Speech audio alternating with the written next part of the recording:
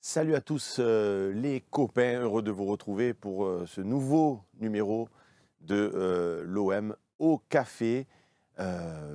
Donc on va saluer le chat sur Twitch comme d'habitude. Allez les premiers, Alpha, Blue Light, évidemment, Polichette, la famille 21-26 sont présents, Marc Antoniadis et dans la place évidemment Sauna 13 qu'on affectionne particulièrement, Dr. John 13, voilà, A7 93 est là, Steph OM 86 est dans la place, TomTom 13, Cubanisto 92, Dada Massilia, B3 Benjamin 90, B3 jamais, etc., etc., etc. Donc, je ne peux pas citer tout le monde. Allez, un petit Twilou, un petit Royal Squall, évidemment, un Lopsy. Bref, Name 37. Les habitués sont présents. Donc, on va passer un petit moment pour répondre à vos questions. Allez, Marseille 13-13 qui nous dit « Bonjour, boss. Pour moi, c'est la dépression depuis le début du mercato. Où va-t-on avec ces chèvres ?» Alors, écoute, c'est compliqué de juger des joueurs. C'est ce que je disais hier quand je suis intervenu pour polluer un peu mon ami Slim dans son OM au café, pour dire, les amis, est-ce qu'on ne peut pas d'abord voir jouer les joueurs? Regardez Murillo quand il est venu, on ne va pas se mentir, personne ne le connaissait vraiment. Alors certains aficionados que vous êtes avaient peut-être vu ce joueur sur certaines rencontres, mais on l'a vu avec le maillot de l'Olympique de Marseille. Il a fait de très belles prestations sur certains matchs. Il a été un petit peu moins performant sur d'autres. Je serais tenté de dire un peu comme tous les joueurs. Donc, est-ce que ça sert à quelque chose de se mettre mal à la tête avant d'avoir vu les joueurs avec le maillot? Parce que moi, j'ai souvenir de joueurs qui étaient émérites, qui sont venus de côté de l'OM. Je ne parlerai pas de Strootman, hein, je ne dirai rien sur lui. Mais je veux dire, le mec, quand il est venu, on avait fait une consultation sur le Fossin. 94% des gens étaient hyper satisfaits. Au final, ça a été lui la vraie chèvre par contre, même s'il a fait quelques bons matchs aussi, il faut rendre à César ce qui appartient à César. Donc, c'est pas parce que le mec, il a un nom, il a un pédigré, il a un palmarès, que pour autant, c'est signe forcément de belles prestations avec l'Olympique de Marseille. Donc, à l'inverse, il peut y avoir des joueurs qu'on connaît un peu moins bien et qui s'adaptent parfaitement bien au club et qui donnent satisfaction. Donc, je suis d'accord avec vous. C'est pas forcément, comment dirais-je, très rassurant. On aimerait tous avoir une équipe de stars avec que des certitudes. Bon, ben écoutez, pour l'instant, c'est pas ça. Donc, on va voir. Et il y a Cubanisto 92 qui dit « Mais arrête un peu, c'est des joueurs qui ont à peine le niveau pour jouer à Clermont-Ferrand. » Je te dis, Cubanisto, je comprends ton a priori, je comprends ton appréhension. Elle peut être légitime. J'ai rien à dire sur ça. Tu veux que je te dise quoi, Cubanisto? Eh, tu comprends rien, tu vas voir. Les joueurs qu'on a pris, c'est des phénomènes. Mumbagna, il va claquer but sur but. Non, je ne peux pas te dire ça, parce que j'en sais rien comme toi. Je dis juste que, avant de dire Mumbagna, il est nul, ou Ulysse Garcia, c'est nul, je veux les voir, moi, avec mes yeux, dans un match de l'Olympique de Marseille. Et quand je les aurai vus et qu'ils auront été nuls, si tant est qu'ils soient nuls, ben, je te dirais, effectivement, tu as raison, ils n'ont pas le niveau pour jouer à Clermont-Ferrand. Mais juger des garçons avant même avoir vu 2 minutes de match avec le maillot de l'Olympique de Marseille, ce n'est pas ma façon de faire, ce n'est pas ma façon de penser. Donc, voilà. Et François Davis Garcia qui nous dit, franchement, Murillo en Belgique, c'est très faible. Donc, c'est une bonne surprise dans l'ensemble. Voilà, c'est un garçon, on aurait pu dire, ah, le mec est nul et tout. Je vais vous dire, Romain Canuti, qui était un adepte, c'est plus le cas d'Arsenal à une époque, quand il est venu Kolasinac, il m'a regardé, il m'a dit non, pas lui, c'est trop. Kolasinac, il est nul, Seb, tu vas t'arracher. Il me reste plus qu'un millimètre de cheveux sur la tête. Il m'a dit le millimètre, tu vas prendre un rasoir, tu vas te scalper la tête. Il est nul, donc je te préviens à l'avance, il est bidon. Et il ne me l'a pas dit qu'à moi, puisqu'il a dit en public sur le talk, il a dit, moi, Kolasinac, je regardais Arsenal, le garçon, il est bidon. Vous l'avez trouvé bidon, Kolasinac, avec l'OM? Donc on ne peut pas. on ne peut pas et encore une fois, Lucho González, quand il est arrivé à l'OM, pardon, les 6 premiers mois, c'était un peu une déconvenue. Après, ça a été El Comandante, il a été super bon. Mais au début, et il y a plein de joueurs comme ça qui n'étaient pas forcément génial avec nous et qui étaient pourtant des joueurs hyper cotés. Faroui nous dit qu'ils veulent des noms plus que des bons joueurs, alors que même avec les noms, ils n'ont pas compris que ça veut rien dire. C'est exactement ça. C'est pas parce qu'on prend un nom que forcément c'est signe de succès. Après, c'est sûr, quand tu prends Ronaldo, tu te trompes pas trop en général, le mec va cartonner. Mais regardez Messi avec le PSG. Alors il a staté, mais est-ce que si vous aviez été supporter du PSG, vous auriez été content de la saison de Messi? Le mec passait son temps à marcher, vous me direz, il a marché toute sa vie avec Barcelone aussi. Mais bon, voilà, est-ce qu'il avait une implication de fou? Moi, j'ai vu un Messi avec l'Argentine qui n'avait rien à voir avec le Messi du PSG, qui lui-même n'avait rien à voir avec le Messi du Barcelone. Donc, c'est compliqué. Voilà. Alicator qui nous dit salut à tous, j'ai vu les suspensions des deux Lyonnais, c'est lamentable. C'est vrai que ça, j'ai du mal aussi parce que je suis tout le temps un adepte de dire arrêtez avec le fait d'être parano, de se dire tout le temps on est contre l'Olympique de Marseille à la commission, les arbitres sont contre l'Olympique de Marseille, la LFP est contre l'Olympique de Marseille. Il n'y a pas de gens qui sont contre l'Olympique de Marseille plus que d'autres. Mais c'est vrai que vous avez raison, quand on voit certaines décisions, ça rend un peu fou quand même. Ndiaye qui prend 3 matchs alors que le Lyonnais, il n'en prend qu'un. C'est à minima surprenant. Mais en réalité, les amis, si vous regardez bien, il y a plein de décisions pendant les matchs où des fois je regarde des matchs que ce soit en Europe ou dans le championnat français. Tu te dis, oh, penalty pour Clermont contre Lorient, je dis n'importe quoi. Et puis il n'y a pas penalty, on se dit, bah, c'est un scandale en vérité, ils les ont volés à Clermont. Et puis non, c'est pas qu'ils les volent, c'est que je pense, c'est ce que j'ai toujours dit depuis des années et je le maintiens publiquement, je pense qu'ils sont juste mauvais. Voilà. Je pense qu'ils sont mauvais. Je pense qu'ils font des erreurs d'appréciation, que ce soit les arbitres, que ce soit à la VAR, que ce soit à la commission. C'est des êtres humains, ce n'est pas des robots, ce n'est pas des machines. Donc, on ne peut que constater qu'ils sont mauvais. Et quand on est mauvais, ça donne ce genre de décision. Voilà. JMB 80, donc je ne pense pas qu'il y ait un complot, je pense juste que c'est de l'incompétence. JMB 84 310 qui nous dit Ounahi qui brille avec le Maroc et nul chez nous, serions-nous nuls? C'est pas qu'on est nul, c'est pas qu'il est, il est nul chez nous, c'est pas qu'on est nul aussi.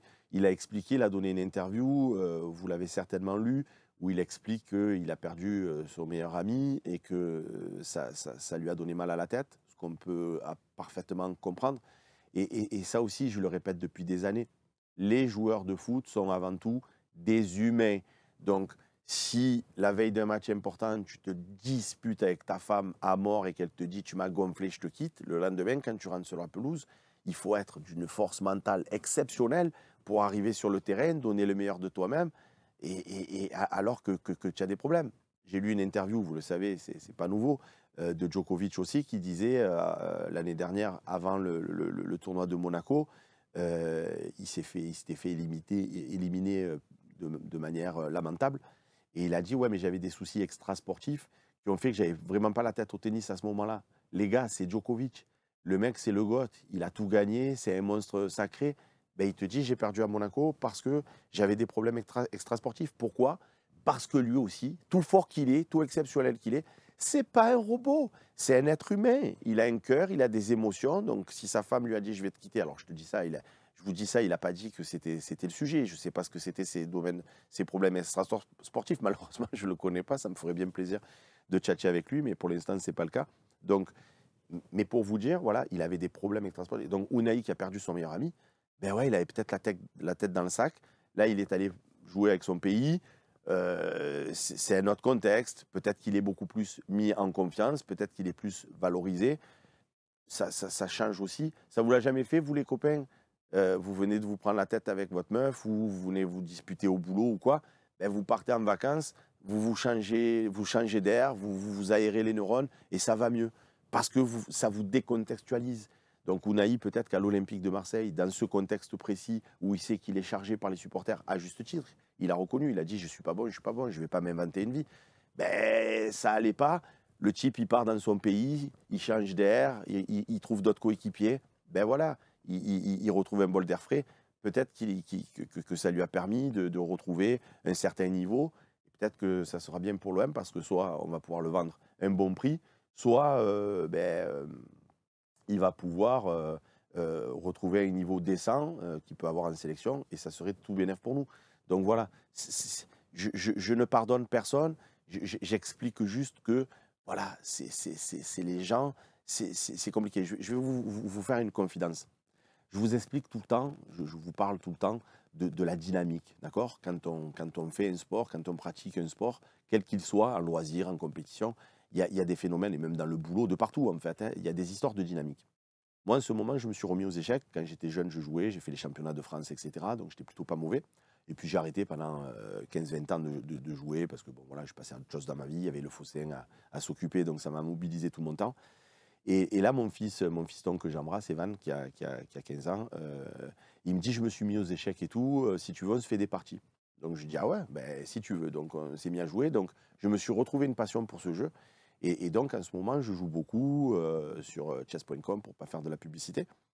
Euh, et, et je vous dis ça pourquoi? Parce qu'à un moment donné, j'ai enchaîné 4, 5, 6, 7 défaites d'affilée. Et franchement, dans ma tête, je me suis dit, je vais de nouveau arrêter les échecs. Pourquoi? Parce qu'en fait, je suis juste un mastre aux échecs. Je suis devenu bidon, je suis devenu nul. Donc, tu enchaînes les défaites, franchement, tu n'es pas bien dans ta tête. Et encore, je joue en amateur, c'est pour mon bon plaisir.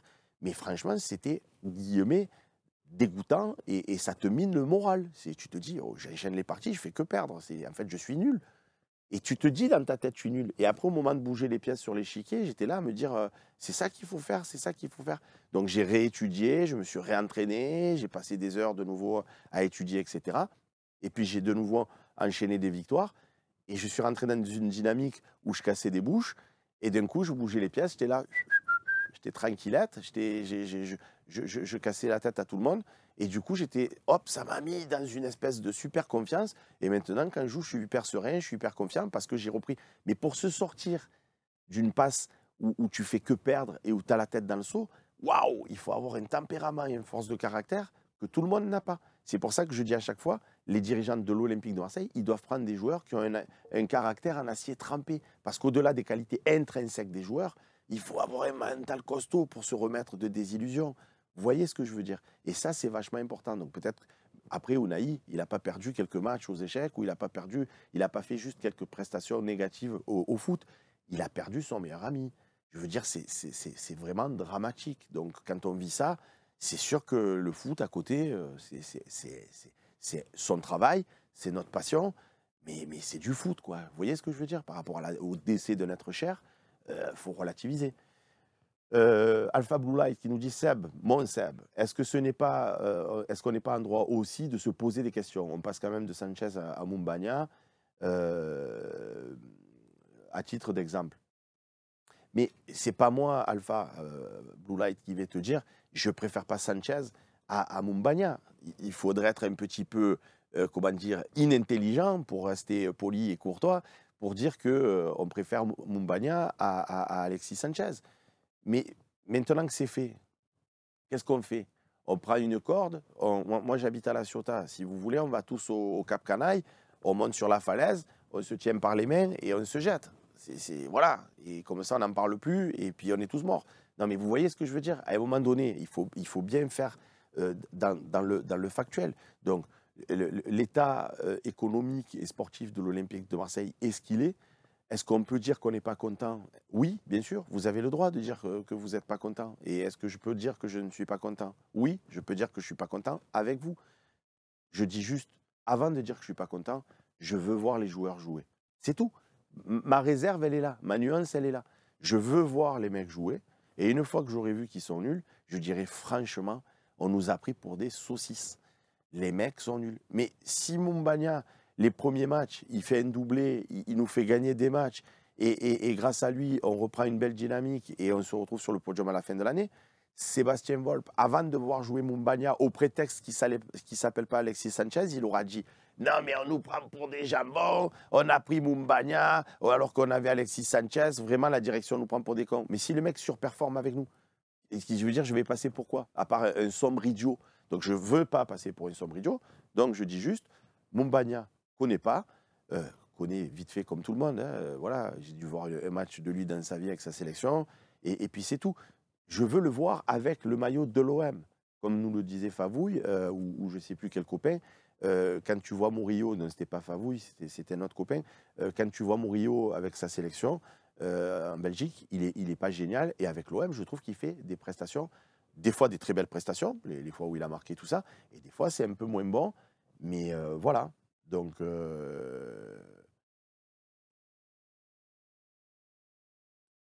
donc voilà. Nicolas qui nous dit salut Seb, es-tu d'accord avec moi pour dire que ça fait depuis un an et demi que notre effectif a baissé en qualité, euh, que ça se voit pour les titulaires et pour notre banc vachement pauvre. Euh, Encore une fois, Nicolas, tu exprimes quelque chose de factuel, c'est-à-dire que ce soit sous Tudor ou que ce soit sous Sampaoli, on était supérieur à cet OM en termes de points, en termes de jeu, en termes de tout. Donc, est-ce que je suis d'accord avec toi pour dire que l'effectif a baissé en qualité? Ben ouais, je suis d'accord avec toi, parce que tu as raison, parce que c'est factuel, parce qu'il y a des faits. On ne peut pas dire autre chose que ce que tu dis. Maintenant, si à la fin de la saison, là, au moment où je vous parle, c'est même pas un pari, c'est limite improbable. Mais si à la fin de saison, parce que les recrues ont porté satisfaction, parce que tu t'es enfin inscrit dans une dynamique positive et tu as vraiment pris confiance et tu as vraiment bonifié ce groupe, tu finis sur le podium. Et par rapport à Tudor, tu auras fait pareil, tu auras fait troisième, voire même peut-être seconde, tu auras peut-être même fait mieux. Donc, est-ce que je suis d'accord? À l'instant T, là, aujourd'hui, on est le 18 janvier. Ouais, je suis complètement d'accord. Au 18 janvier 2024, cet effectif, c'est moins performant que celui de Tudor ou que celui de Sampaoli. Est-ce qu'à la fin de l'année, ça sera le cas? Ça prend la direction. Donc, forcément, tu as raison de dire qu'on s'est affaibli. Mais est-ce que ce sera le cas? Ça aussi, on pourra le dire que à la fin de la saison. A793 qui nous dit bonjour Seb, sais-tu pourquoi Samuel Gigot sera suspendu contre Monaco pour ses 3 cartons jaunes, tandis que les défenseurs lyonnais purgent leur suspension pour leur rouge en Coupe de France ce week-end? Ben parce que un carton rouge, ça te suspend automatiquement, il n'y a pas besoin qu'il y ait de commission. C'est-à-dire tu prends un carton rouge, le règlement dit carton rouge, le match prochain, tu es suspendu automatiquement, donc tu ne peux pas jouer. Tu vois? Alors que quand tu as un carton jaune ou une succession de cartons jaunes comme dans le cas de Gigot, il faut que la commission se réunisse, prenne des décisions, etc. etc. Alors, est-ce qu'on peut dire c'est complètement ridicule ça? On peut le dire. Encore une fois, je parlais d'incompétence tout à l'heure. Il y a des règlements peut-être à revoir, mais en tout état de cause, pour l'instant, c'est comme ça. Novog qui nous dit les recrues seront peut-être de bons soldats, mais on ne peut pas dire qu'il s'agit de premier ou de second choix. C'est ça. C'est pour l'instant, on ne peut que attendre. Euh, pour l'instant, on peut avoir des a priori. Vous avez le droit d'avoir des a priori. De toute façon, vous avez tous les droits. Vous êtes des supporters de l'Olympique de Marseille. Vous pouvez dire totalement et exactement tout ce que vous voulez. Et vous aurez certainement raison. Du moins, ça sera votre avis, les copains. Et on ne peut que le respecter. Tiens, Saona qui nous dit j'étais en train de vouloir m'abonner à MyFocéen. Je regarderai. Après l'OM au café, ça y est, c'est lancé. Alors, le MyFocéen était lancé. J'espère que vous en avez bien profité pendant sa période de gratuité. Je pense, j'y réfléchis, pour ceux qui n'ont pas eu le temps d'y aller parce que obligation professionnelle, ils étaient en vacances ou autre, ou ils n'ont tout simplement pas eu envie à ce moment-là. On va mettre en place des formules d'essai pendant 15 jours. Vous pourrez tester MyFocéen sans publicité, voir si les différents services qu'on va mettre au fil de l'eau en place et qui vont s'enrichir bien évidemment au cours des mois et des années vous donnent satisfaction, ça vous convient. Et si c'est le cas, ben, bouf, vous pouvez transformer l'essai. Sinon, hop, on revient sur lefocm.fr avec la publicité traditionnelle et la gratuité qui va avec. Tom 13, OM13, Seb, j'apprécie les positions du Phocéen, vous faites preuve de discernement et on en a tous besoin. Ben, écoute, je te remercie parce que c'est difficile de temps en temps. Tu sais, j'ai toujours été content d'avoir des red chefs. Il n'y en a plus aujourd'hui, c'est moi qui ai repris la fonction parce que je préfère être auprès de mes journalistes. Je trouve qu'il y a une meilleure ambiance et puis au moins je donne directement mes directives plutôt que de passer par une personne. Mais l'avantage que ça avait quand même, c'est que c'est difficile de garder la tête froide. Il y a des années, sous Sampaoli par exemple, quand on perdait des matchs qui me semblaient vitaux pour la suite de la saison. Je veux un titre, Sampaoli, casse-toi et tout, parce que tu as les nerfs, tu vois ce que je veux te dire, tu as envie de tout flinguer. Donc là, j'ai plus de personnes pour me raisonner. Donc il faut que je m'auto-raisonne. Donc il faut que je respire un grand bol d'air frais après des contre-performances pour ne pas dire de bêtises. Et justement, la frontière, elle est ténue, si tu veux, entre pour avoir le discernement juste et dire là, on va taper du poing sur la table parce que ça suffit, vraiment, on nous prend pour des idiots. Et euh, il faut rester encore dans la mesure et il faut rester encore dans l'espoir que ça peut bien se terminer. Et là, c'est vraiment une situation dans laquelle on est. Après cette nouvelle contre-performance contre Strasbourg, tu peux commencer à dire, bon, c'est bon, ce club, j'en ai marre. Dirigeants, cassez-vous, joueurs, mouille le maillot, casse-toi, etc. Mais avec toutes les années que j'ai passées au Phocéen, je me dis, la roue, elle tourne très très vite. Regardez, il y a encore quelques semaines, on se disait on est fichu, puis on a enchaîné ces 4 victoires d'affilée, on est revenu au contact de Monaco de Nice. Après le match nul contre Strasbourg, j'ai dit non, c'est bon, ça ne sortira pas cette année. Et Monaco perd chez lui contre Reims, et Nice perd aussi dans le même temps. Et du coup, en fait, tu leur reprends un point à tous les deux. Ce qui semble complètement improbable quand toi-même tu fais match nul alors que tu pensais qu'ils allaient te distancer de manière définitive. Ça veut dire que si par bonheur, tu arrives à t'imposer contre Monaco, tu reviens à 2 petits points. Tu vas être dans un stade vélodrome archi comble. Les taper, c'est pas non plus comme si on jouait Manchester City où on n'a eu aucune chance. On n'est pas en ballottage favorable contre Monaco parce que je pense qu'ils sont plus en confiance que nous. Mais c'est pas non plus quelque chose, pour moi, c'est du 60-40 en faveur de Monaco. Quand tu as 40% de chances de gagner un match, tu as quand même de sérieuses chances de gagner, de pouvoir t'imposer. Donc, tu reviens à 2 points de Monaco et après, tout est ouvert. Il reste quasiment toute la seconde partie du championnat. Donc, alors on va me dire, ouais, mais il n'y a pas que, il y a Brest, il y a Lille. Ouais, ouais, mais moi, je crains des gains parce que tout le monde est nul. Il n'y a pas un Lens comme l'année dernière qui marchait littéralement sur l'eau et où tu les vois dans leur manière de jouer, dans leur dynamique, dans leur confiance, dans la capacité de l'entraîneur à se remettre en question. Je te dis, on ne les rattrapera pas. Là, Nice me font pas peur, Monaco me font pas peur, Lille me font pas peur, Rennes me fait pas peur, Brest me fait pas peur, Reims me fait pas peur. Paris, je vous en ai pas parlé, les gars, ils sont premiers, finiront premiers. Mais les autres, voilà. Euh, nous, l'OM me fait peur. C'est plus nous-mêmes par rapport à nous-mêmes. Franchement, on jouerait sur un niveau qui doit être le niveau de l'Olympique de Marseille avec les joueurs qui constituent le groupe. Et du coup, j'ai plus peur de personne. Donc, j'ai plus peur de nous que, que, que d'autres personnes. Tiens, Eman Olive qui nous dit j'ai l'impression que l'on cherche des joueurs que dans des championnats secondaires, car du coup, on manque de moyens. Qu'en penses-tu? Ben ouais, tu le sais comme moi, l'argent, c'est le nerf de la guerre.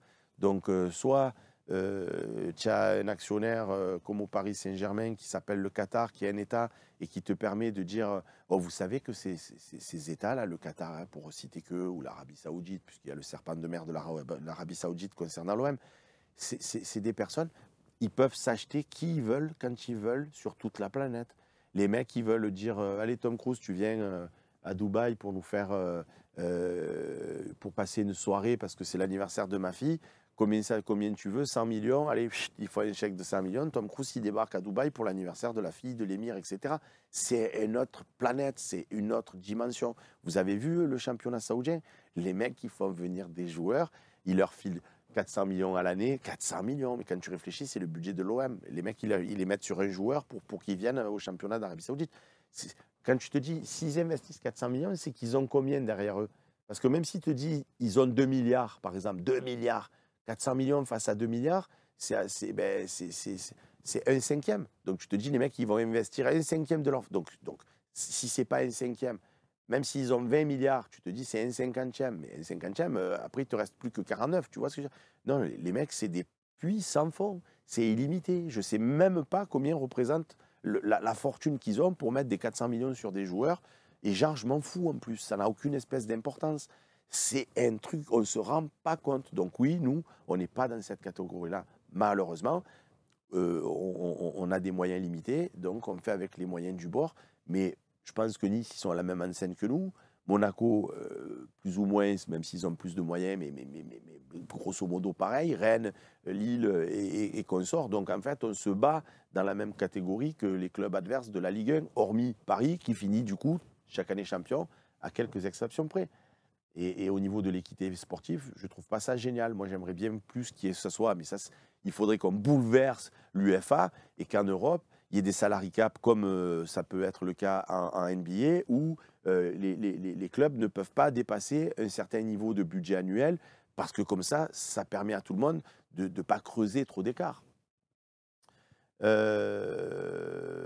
Voilà, j'essaie de revenir un peu au direct, parce que comme je parle beaucoup, allez, un Parisien qui nous dit: «Le problème, Seb, c'est que l'on n'est pas dans une situation de faire des paris, on est à la ramasse en championnat, on serait dans le trio de tête, on aurait une autre analyse, mais là, on n'a pas le temps». Mais tu sais, Parisien, je comprends vos analyses, je comprends votre déception et je comprends votre inquiétude, et je ne veux pas dire que je ne la partage pas en partie ou à minima. Je veux juste vous expliquer qu'il y a une situation qui est ce qu'elle est.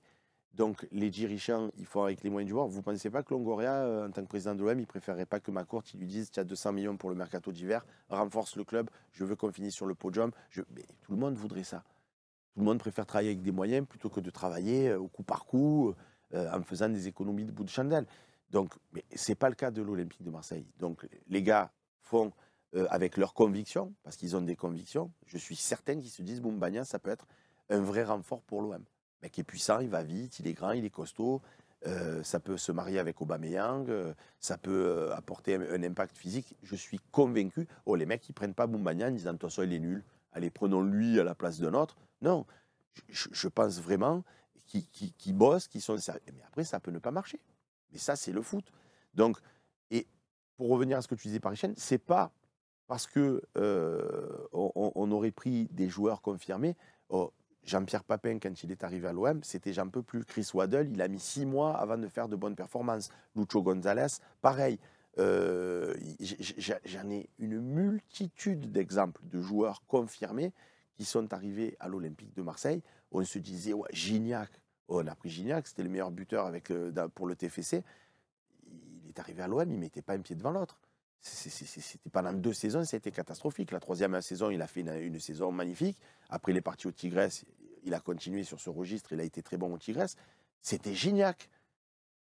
Il n'a pas été bon. Donc, ce n'est pas parce qu'on prend quelqu'un qui a un bon pédigré, un nom, et dans lequel on devrait avoir des certitudes, que pour autant, ça va bien fonctionner. Donc, c'est compliqué. Voilà.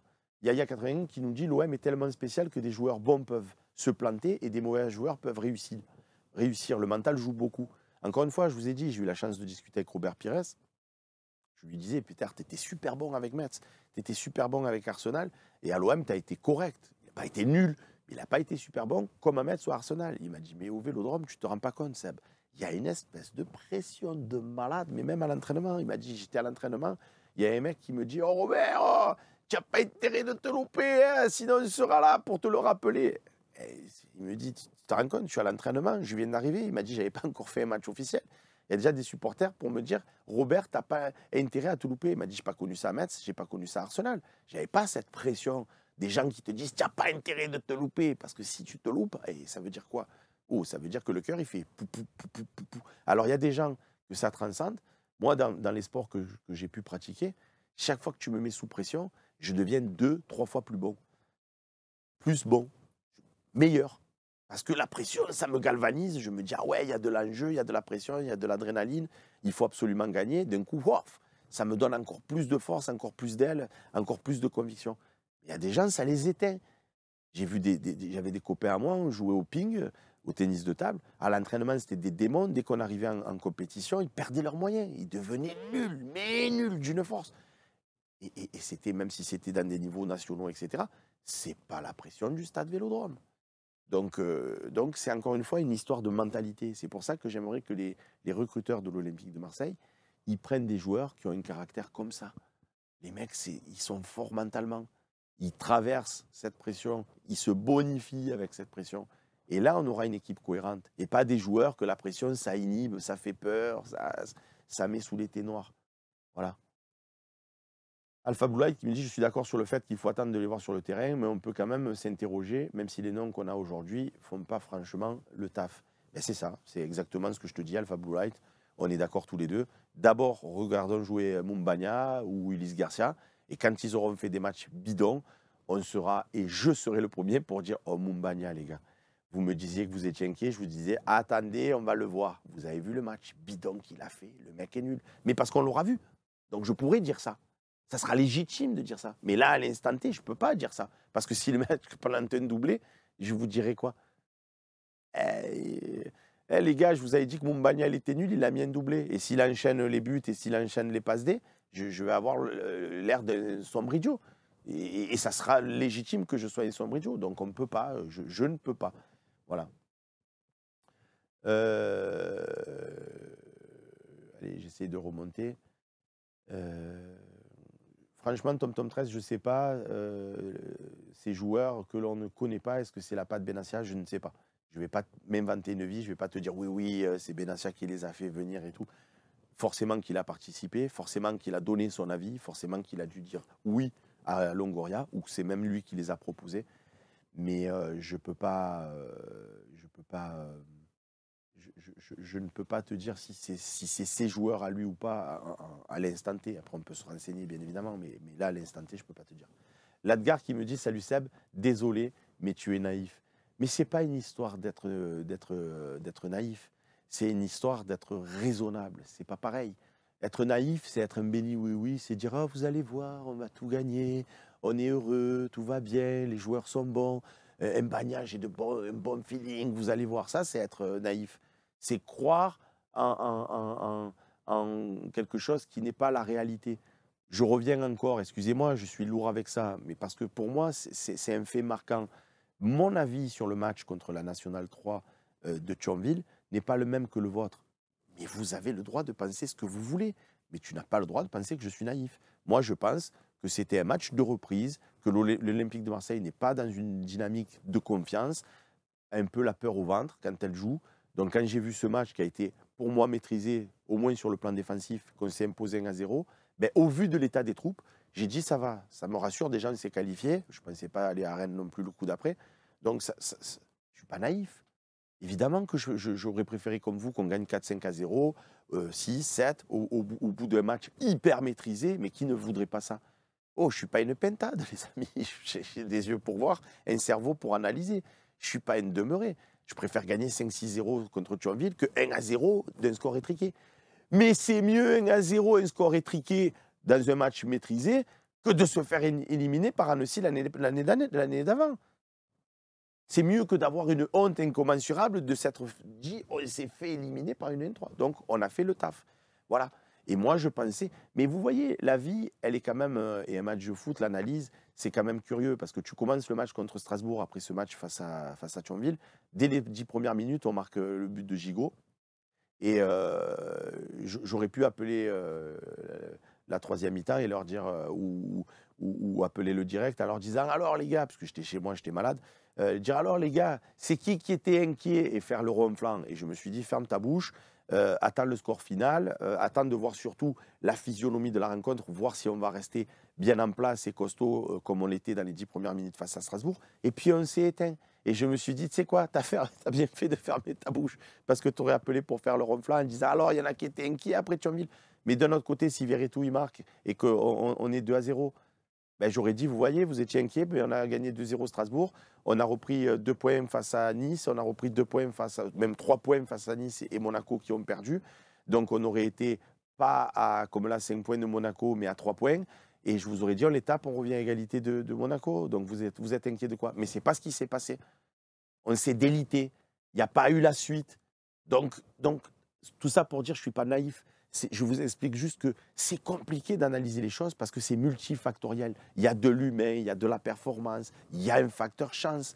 C'est tellement complexe le foot. C'est pas aussi simple que ils sont nuls, ils sont bons, on est inquiet, on n'est pas inquiet, on est confiant, on n'est pas confiant. C'est pas aussi simple que ça. C'est vraiment, ce sport, il est compliqué. Tous les sports sont compliqués. Allez, je fais défiler le chat. Je vois qu'il est 11h37. Je sens que je vais encore parler avec vous pendant un long moment, ou pas d'ailleurs. Je vais peut-être couper aussi. C'est qui? L'Aigle de la Route nous dit, Seb, c'est vrai que tu as été prof de français. J'ai été professeur des écoles, mon ami. Pas professeur de français. J'ai eu des CP, donc oui, j'ai fait du français, bien évidemment, comme j'ai fait des maths, de l'histoire géo. J'ai eu des CP, des maternelles, mais principalement des CM1, des CM2. Et franchement, vous savez quoi, c'était des super moments dans ma vie professionnelle. Et des fois, parce que nos bureaux sont à la Pomme, et quand j'étais enseignant, j'étais aussi à la Pomme. Donc de temps en temps, quand je vais faire deux courses, m'acheter un sandwich ou quoi, je croise des anciens élèves, ils me disent: «Oh, monsieur Volpe, vous nous avez régalé, vous avez été le meilleur prof qu'on ait jamais eu, c'était trop bien avec vous.» Et vous savez quoi? Ça fait chaud au cœur d'avoir la reconnaissance de ces élèves avec qui on bossait bien. Charlie Goyard qui nous dit: dans l'histoire des mercatos de Longoria, les plus réussis l'ont été les premiers avec beaucoup de prêts et peu de moyens. Les mercatos bidons l'ont été avec beaucoup plus de moyens, avec des Vitinha, Unai et Malinowski. Mais ouais, mais je vais vous dire la vérité là aussi. Je suis sûr, 100% sûr que quand il est venu Unai, il y a plein d'entre vous, il y en aura qui diront: non, moi j'avais dit Unai c'est nul. C'est vrai, moi je suis de cela. Quand on a dit on est sur Unai, j'ai dit non, pas Unai, j'y croyais pas. Mais il y en a plein qui me disaient: tu comprends rien au foot, Unai tu vas voir, tu l'as même pas vu jouer avec sa sélection, le mec il marche sur l'eau. À Angers, des fois il est un peu décevant, mais à l'OM, dans un contexte favorable, il va être super bon. Donc il y en avait qui étaient pleinement satisfaits. Bon, mais ça n'a pas fonctionné jusqu'à présent. Et vous voulez dire quoi? Je vous rappelle, Gignac, pendant 2 saisons, ça n'a pas fonctionné. Et vous voulez dire quoi? Ben, ça n'a pas, ça n'a pas fonctionné. Voilà ce qu'on peut dire. À part dire ça n'a pas fonctionné, on ne peut pas dire grand-chose de plus. C'est une déception. Malinowski, il y en a plein qui disaient: vous allez voir, c'est le joueur qu'il faut. Et puis là, en Serie A, il fait des super matchs, le mec. On m'a dit: le mec, il est vraiment à un niveau qui est très correct, qui est très bon. Mais avec nous, ça a fait flop. Ben voilà. Vitinha, c'est un autre cas de figure, parce que le mec, il a coûté 1 tonne. Bon, ça aussi, voilà, ils ont cru en Vitinha. Peut-être que le mec va exploser un jour. Pour l'instant, ce n'est pas le cas. On ne peut que dire, moi, je l'ai soutenu tout le temps. Là, je commence à être lassé. Parce que, ok, tu te bats, ok, tu es un guerrier, mais à un moment donné, il faut plus que ça. On est à l'Olympique de Marseille, il faudrait que tu sois un peu décisif. Ah, Tom Tom qui me dit: Seb, j'ai besoin de plus d'infos sur MyFocéen, on en est où? Ben, c'est ouvert. C'est très simple parce que j'ai des copains dans la vie de tous les jours qui me disent: on n'a rien compris, MyFocéen, pas MyFocéen. Vous avez un site, d'accord? Excusez-moi, hein, je parle aussi un petit peu de notre business et de nos applications. Et je pense que c'est légitime de le faire aussi. On parle beaucoup de l'OM, on peut parler aussi un peu du Phocéen de temps en temps. Sans qu'il y en ait qui nous disent: ah, c'est bon, on s'en fout et tout. Ben, vous en foutez, ben, désolé, mais je vais le faire quand même. Donc vous avez un site, ça s'appelle lefocm.fr, que vous connaissez bien, sinon vous ne serez pas sur Twitch avec moi en ce moment. Donc c'est un site où vous avez toutes les actualités de l'Olympique de Marseille avec de la publicité.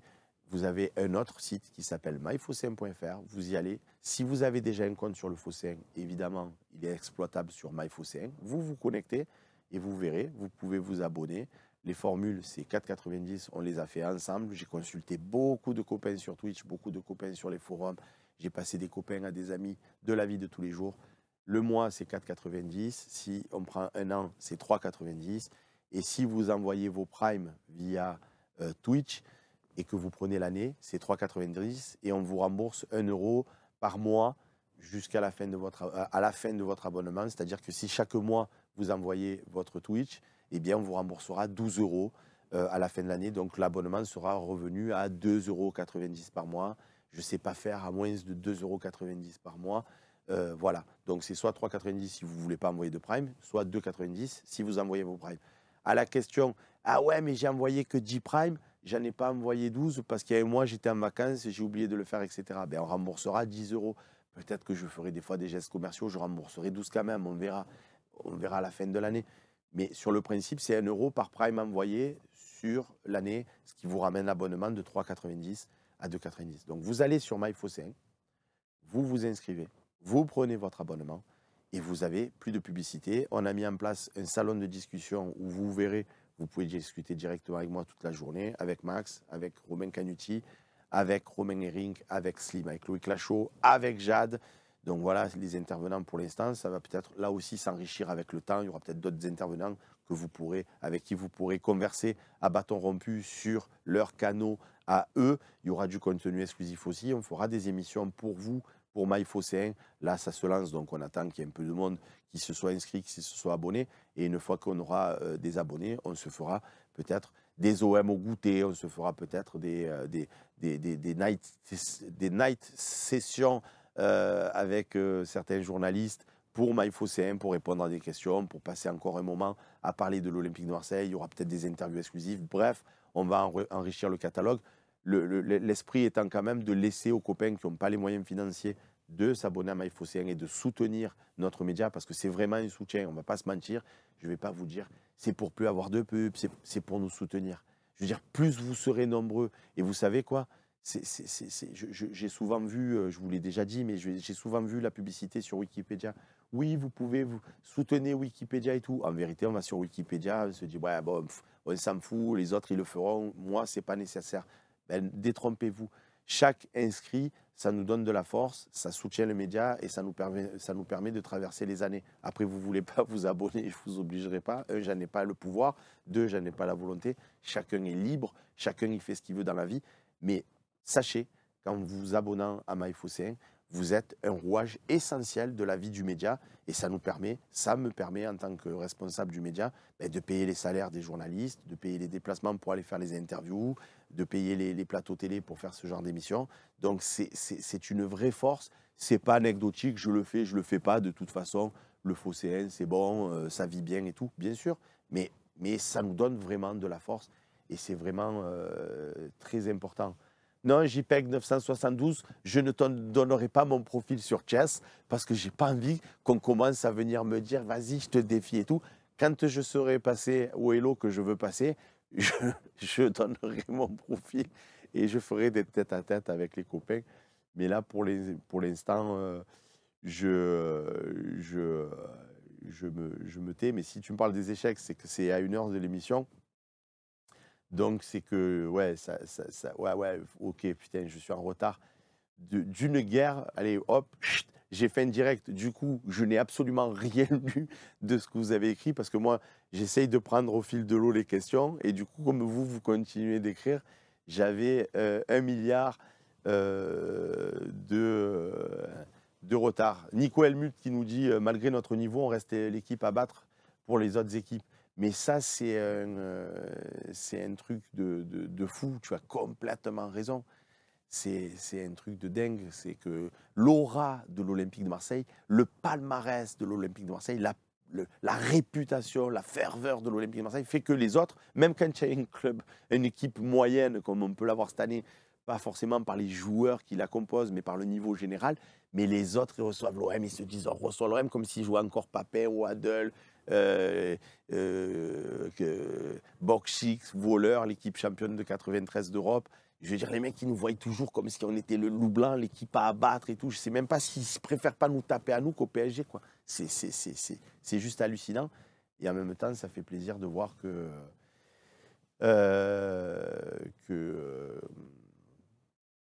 qu'on a toujours cette réputation. Nicolas qui nous dit ça, est-ce qu'on pourrait avoir des échanges par messages vocaux avec MyFocéen? Ce serait plus sympa et facile. Alors tu sais Nico, je vais t'expliquer. MyFocéen, dans mon esprit, dans ma vision, c'est quelque chose qui va se moduler, se formater avec vous. C'est-à-dire que vous allez nous faire des doléances, on va discuter de qu'est-ce que vous aimeriez, etc. Et en fonction de la possibilité, de la faisabilité technique et en fonction de vos desiderata, on va essayer de faire coller. Moi, je voudrais que les gens soient heureux avec MyFocéen, qui se disent waouh, c'est trop bien, il n'y a pas de pub, c'est efficace, on a les infos qu'on veut, parce que vous pouvez nous demander aussi, on aimerait en savoir plus sur tel sujet, et on fera des enquêtes pour vous répondre, parce que vous participerez du coup à la ligne éditoriale. Ceux qui vont nous soutenir, ils vont nous donner de la force, mais on va les remercier en étant au plus près de leurs attentes. Donc oui, là tu soumets une idée, pourquoi pas, on pourrait faire éventuellement des messages vocaux. Zalak 1 qui nous dit Longoria sur le départ, vraie ou fausse rumeur? C'est comme la vente OM, c'est le genre d'information, même lui il ne le sait pas dans sa tête aujourd'hui. Je t'assure d'une chose, même lui il ne le sait pas. Il peut avoir envie de partir et au final il va rester, il peut avoir envie de rester, au final il va partir. Ce que je veux vous dire par là, c'est que tant que les choses elles ne sont pas factuelles, on n'en sait rien. Ça peut être des tendances, mais ça sert à quoi pour nous de discuter sur des tendances? Oui, il devrait partir. Et si au final il reste, à un instant T, il a voulu partir, et ça change quoi? Et si à l'inverse, où il va rester, que d'un coup il part, ah mais la tendance c'était qu'il devait rester, et au final il part. Donc ça ne sert à rien de commenter. C'est exactement comme les joueurs qu'on n'a pas vu jouer, que vous voulez qu'on dise qu'ils sont nuls parce qu'ils n'ont pas un nom ronflant. Ça sert à quoi? Attendons de les voir jouer. Mais là, c'est pareil. Quand il sera parti, Longoria, on commentera son départ. Alors, est-ce que vous avez été satisfait de ses prestations quand il était président de l'Olympique de Marseille? Mais pour l'instant, il est là. Donc ça ne sert à rien de mettre de débattre sur une éventualité, peut-être, est-ce qu'il pourrait partir, est-ce que c'est ça, est-ce qu'on vit ces derniers mois et quoi, ça sert à quoi? T'en sais rien, j'en sais rien, et lui, il n'en sait rien non plus. Même s'il croit à l'instant T qu'il veut partir, il va peut-être rester la saison prochaine. Et même s'il veut rester, il va peut-être partir. Donc franchement, c'est des débats qui, pour moi, sont complètement stériles. Marwell Sierra qui me dit tu parles trop, mais c'est un régal. Et puis je suis un moulin à parole. C'est comme ça. Il y en a qui sont discrets, qui sont réservés, qui sont timides. Et il y en a, c'est des tchatcheurs. Et moi, je fais partie de la catégorie des tchatcheurs. Blablabla, blablabla, blablabla. Mourad 60, heureusement que tu es payé pour expliquer des choses à des gens qui ne veulent rien comprendre. On jugera les joueurs quand on les verra. Point. Merci Mourad. Voilà, c'est dit, c'est clair, c'est net. Quand on aura vu les joueurs, on les critiquera. Mais je comprends les copains. Je réitère, je vous comprends. Vous aimez tellement l'Olympique de Marseille que vous êtes inquiet. Et je peux partager cette inquiétude. Confidence pour confidence, je comprends. Je peux même partager. Mais de ma fonction, de mon rôle de directeur du Phocéen, je ne peux pas, comme un supporter, dire hey, c'est bon, on a pris Mumbagna, on est mort, on a pris Ulysse Garcia, il est catastrophique, on est aux fraises. Non, je ne peux pas. Je peux pas. Parce que l'expérience m'a montré que des joueurs peuvent être très bons à l'OM, mais parce que le climat, le contexte, parce qu'ils sont en confiance, parce que d'un coup, le mec Mumbagna, sur le premier centre, il va mettre un coup de casque, il va marquer un but, les supporters ils vont dire ouais, Mumbagna, Mumbagna. Le mec il va dire mais c'est génial ici. Et il va s'épanouir et il va enfiler les buts comme des perles. C'est une possibilité. Ceux qui disent ça n'arrivera pas, il est nul, je les comprends aussi. Mais ce que je dis, c'est une possibilité. Donc attendons de voir les choses. Voilà, voilà. Bon, les gars, je pense que c'est 11h47. Il y a Marine qui est en régie pour couper l'émission. Elle doit s'impatienter. Seb, c'est qui ce soir sur le talk show? Alors, ce soir sur le talk show, Romain Canuti, qui élabore les programmes, me l'a envoyé. On a Nordine Al-Saïd qui faisait des présentations de matchs. Je ne sais pas si vous vous remémorez, mais c'est un super Nordine. Je suis super content de l'avoir. Et Pascal Chamassian aussi, c'est un super gars aussi.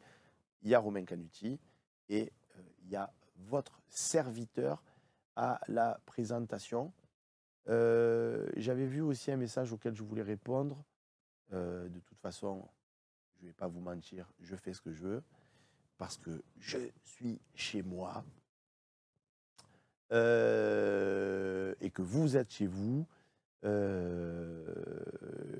Et il y a quelqu'un qui me disait, est-ce que tu peux nous parler du club phocéen? Voilà, c'est pied paquet. Alors le club phocéen, j'ai voulu faire le club phocéen, pourquoi? Parce que je me suis dit, il y a My Phocéen, ça c'est la version premium du phocéen, c'est pour ceux qui ne veulent plus de publicité et qui veulent des services additionnels. Très vite, on va mettre les notifications et on va faire du contenu que pour My Phocéen aussi. On vous dira, les gars, la famille, moi j'aime bien, parce que vraiment, et c'est pas du populisme, c'est pas du commercial, c'est vous le produit. Je me sens, des fois il y a de l'émotion qui monte, je me sens privilégié déjà de pouvoir faire ce métier grâce à vous, parce que comme je l'ai dit tout à l'heure dans l'émission, j'ai été enseignant, c'était un super métier, et franchement c'est un noble métier d'éduquer et d'enseigner aux gamins. Mais vivre de sa passion, qui est l'Olympique de Marseille, c'est fabuleux, d'autant que moi, je peux traverser les années. Je ne suis pas soumis à un employeur qui va me dire tu n'es plus président, tu n'es plus entraîneur, tu n'es plus directeur sportif. Donc, c'est temporaire. Moi, a priori, grâce à vous et grâce à la ferveur des supporters, un peu comme les groupes de supporters, c'est pour ça qu'ils disent l'OM, c'est nous. Parce qu'ils traversent les âges. Les Fana, les Winners, les Ultras, les Dodgers et consorts, ils ont vu passer les présidents. Mais eux, ils sont toujours là. Ben nous, c'est pareil, le Phocéen, on vous accompagne et on traverse les années. Donc, c'est une richesse. Donc, déjà, merci pour ça. Donc, My Phocéen, pour moi, c'est la famille. C'est les gens qui sont sur le Phocéen et qui aiment bien le Phocéen. Alors, c'est sûr, sortir sa carte bleue, envoyer des sous, c'est sûr. Mais vous envoyez des sous à des gens que, a priori, vous appréciez, que vous suivez depuis des années. Ce n'est pas Netflix, c'est un groupe américain, même si les séries sont très bonnes et même si les films sont sympas, mais on ne les connaît pas. Là, nous, ben, c'est pour ça que je dis, c'est la famille. Voilà. Moi, quand je m'abonne à l'équipe, c'est pas la famille, c'est je m'abonne à un média parce que voilà. Là, le Phocéen, j'ai un sentiment d'appartenance. Nous, derrière les caméras, vous, derrière vos médias, téléphones, ordinateurs, télé, connectés, etc. Donc, j'ai l'impression qu'on est une grande famille. Et chaque fois que je croise des gens dans la rue et qu'on s'arrête pour discuter OM, ça me fait toujours chaud au cœur.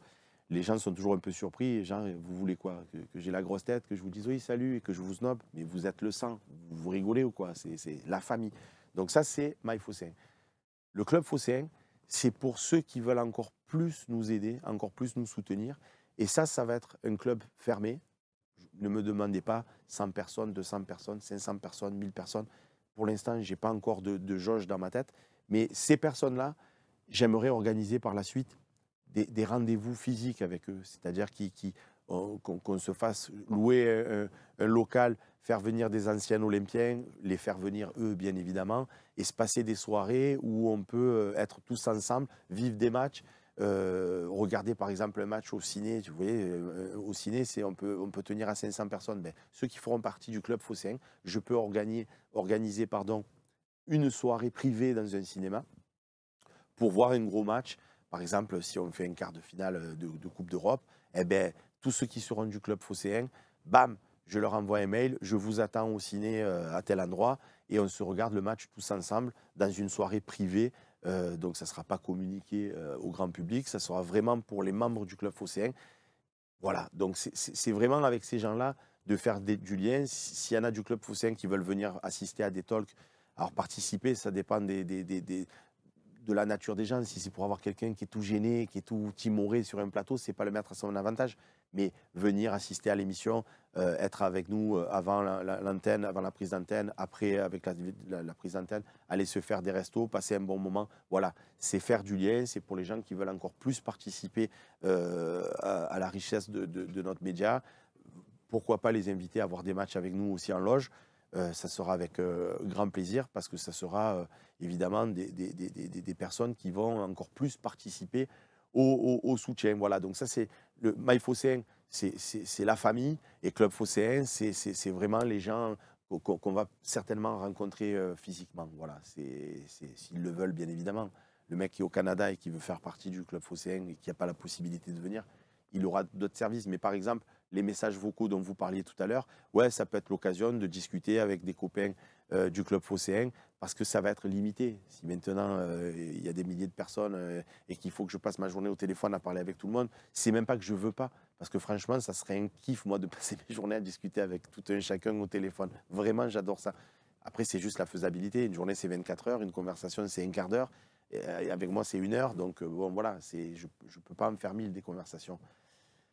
Voilà, 11h53. Bon, Marine, tu sais quoi? Je vais faire jusqu'à midi. Voilà, je me laisse encore 7 minutes. Et puis voilà. Alex qui nous dit, tu es un ancien collègue, je suis professeur des écoles. Ben, tu as un super boulot et tu fais partie des gens importants de notre nation parce que c'est toi qui formes la jeunesse, mon ami. Jérôme qui me dit, Seb, c'est clair que les anciens élèves ont dû se régaler avec toi en tant qu'instituteur. J'étais un fou. Tu peux même pas t'imaginer, mais un fou dans le bon sens du terme. On s'est fait des rigolades avec mes enfants. Je les appelle mes enfants, c'était pas les miens, bien évidemment. Mais mes petits, c'était vraiment, de tellement bons souvenirs. Et puis te le rendre avec gratitude. Et vous voulez que je vous dise, confidence pour confidence, quand j'étais à la Pomme, j'avais des petits qui étaient un petit peu en difficulté scolaire. Et tu les voyais progresser. Et ça te donnait une espèce de sentiment de fierté de fou. Et après, dans ma vie d'enseignant, j'ai été muté sur La Ciotat. Je l'ai demandé, c'est pas une punition puisque j'habite à La Ciotat. Et je suis allé dans l'école la plus bobo, la plus huppée, je dirais pas laquelle, sur La Ciotat. Et j'avais un CE2. Oh, les petits, j'avais 30 petits. C'était que des tronches. Oh, milieu social, c'était que des tronches. Donc tu les interroges, ils savent déjà tout. C'était des monstres, ils étaient trop forts. Donc tu es là, tu es prof, mais bon, en vérité, tu es prof, mais tu ne serais pas là, ça serait pareil. Parce que les parents, ils leur enseignent déjà à la maison, ils les aident, etc., et qui sont hyper câblés. Donc en fait, c'est pas que tu sers à rien, mais bon, moi, je préférais 100 fois quand j'étais à la pomme avec mes petits en difficulté parce que je sentais que grâce à moi, je les tirais vers le haut et franchement, c'était que du bonheur. Allicator qui nous dit oui, on est en famille. Mais c'est ça. Et c'est pas. Vous savez, moi, je ne fais pas de politique. Je veux dire, mon plus gros regret sur le Phocéen, enfin, je ne sais même pas si je peux parler de regret, mais je ne vais pas dans des soirées VIP sur Marseille, je ne vais pas serrer des mains en disant bonsoir, bonsoir, bonsoir pour faire du réseau, parce que je n'aime pas ça. Moi, quand je dis salut à quelqu'un et que c'est avec le cœur, c'est parce que je l'aime bien et c'est parce que je fais rarement de la politique. De temps en temps, on est tous obligés d'en faire dans certaines situations, mais c'est très rare. Donc, quand je vous dis, pour moi, c'est la famille, c'est pas dans ma tête en me disant, ouais, si je leur dis ça, derrière, ils vont être plus contents, donc du coup, ils vont aller plus s'abonner. Je m'en fous. Je vous dis que vous êtes la famille parce que je le pense. Le Phocéen, pendant 20 ans, ça a été gratuit. Pour autant, vous étiez quand même la famille. Parce que si vous ne veniez pas, ben, il n'y a pas les pubs qui s'affichent et donc il n'y a pas les sous. Et comme il a dit Jojo, tu ne travailles pas pour rien non plus. Ben non, excusez-moi d'avoir des enfants, excusez-moi d'avoir besoin de manger, excusez-moi de bien aimer partir en vacances comme tout le monde. Donc ouais, il faut que je me verse un salaire aussi. Et grâce à vous, je peux le faire. Donc ouais, et c'est une réalité.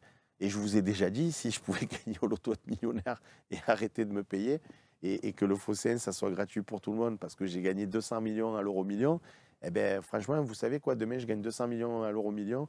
MyPhocéen, c'est gratuit pour tout le monde. Le Phocéen, il n'y a plus de pub. Et qu'est-ce que je m'en fous, j'ai 200 millions. Vous voyez ce que je veux dire? Et là, ça sera qu'avec le cœur et ça sera que vraiment que la famille. Mais parce que j'aurai plus besoin d'argent. Alors, vous me direz, il faudra payer les salariés. Bon, avec 200 millions, je pense que j'aurai de quoi faire. King Zerian, merci Seb. J'ai un peu écorché ton prénom. King Zes Chanis 13. Merci Seb, disant que je vous suis. Le Phocéen, ça fait partie de la passion OM. Eh bien, j'espère bien. J'espère bien. Le club Phocéen, c'est 99 € pour l'année, Nico Amskas. Alors oui, c'est cher. Ne me commencez pas à me dire, non, mais 99 € l'année, ça se rapproche. C'est ce qu'ils veulent. C'est ce qu'ils veulent nous soutenir. Et puis, c'est un truc un peu plus sélectif. Voilà, c'est ceux qui ont. C'est même pas des moyens, parce que des moyens, bon, 99 €, on ne parle pas de 990 €, on ne parle pas de 9 900 €, mais c'est quand même une somme. J'en ai conscience. Mais voilà, c'est ceux qui veulent faire partie des soutiens, des membres piliers. Voilà, mais ils seront pas plus importants. Ceux du Maï Phocéen, ils sont importants. Et si vous nous suivez et que vous n'envoyez pas de sub sur Twitch et que vous restez sur le phocéen.fr, vous êtes la famille aussi. Vous êtes important aussi. Tout le monde est important. Voilà. Coquin de Sort qui dit comment on fait si on veut être dans le club Phocéen mais qu'on n'est pas sur Marseille. Coquin de Sort, si tu veux être dans le club Phocéen, tu prends ton abonnement sur le club Phocéen, tu fais partie du club Phocéen. Après, quand il y aura des événementiels, j'enverrai des mails aux gens qui font partie du club Phocéen en leur disant les gars, on va se voir un match au ciné, venez, vous êtes invités, ça me fait plaisir.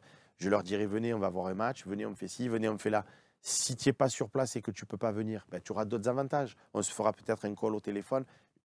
Encore une fois, MyPhocéen, le club Phocéen, c'est des choses qui vont s'améliorer, se bonifier, se transformer au fil de l'eau, avec vos retours. Seb, ça serait bien que X, Y, Z.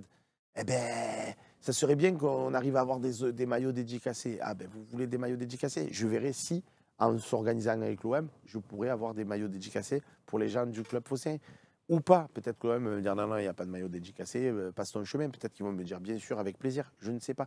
C'est un exemple que je vous donne. Donc, c'est au fur et à mesure de vos envies, au fur et à mesure de vos besoins, on va essayer de faire coller MyPhocéen et donc le club Phocéen au plus près de vos attentes pour que vous soyez pleinement, complètement satisfait et que vous vous disiez ouais, franchement, je fais partie de la famille du Phocéen. Mais les mecs, c'est des bonhommes et ils ne nous prennent pas pour des jambons. Ils font ce qu'ils veulent. Allicator qui nous dit on pourra venir accompagner. Bien sûr, si on vous invite, que tu as une chérie, je ne vais pas te dire tu viens tout seul. Après, il faudra voir en fonction des places, il faudra voir en fonction des coûts. Mais oui, dans l'esprit, je ne vais pas inviter des gens en leur disant tu viens tout seul, sinon tu viens pas. Quoi.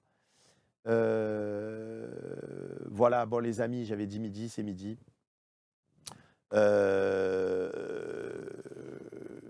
Loulou qui me dit c'est midi, Seb et Marine a faim. Comment tu la connais? Tu la connais, tu sais qu'elle aime manger en fait. Hein.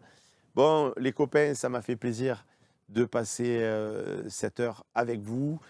C'est toujours un plaisir de vous retrouver parce qu'encore une fois, je sais à quel point on peut être privilégié de faire ce job-là, qui est un job passion. Et c'est grâce à vous, c'est grâce à la force que vous nous donnez. Donc, mille merci d'être là à chaque fois. C'est que du bonheur. Et puis, on se retrouve ce soir pour le talk show. Bye la famille.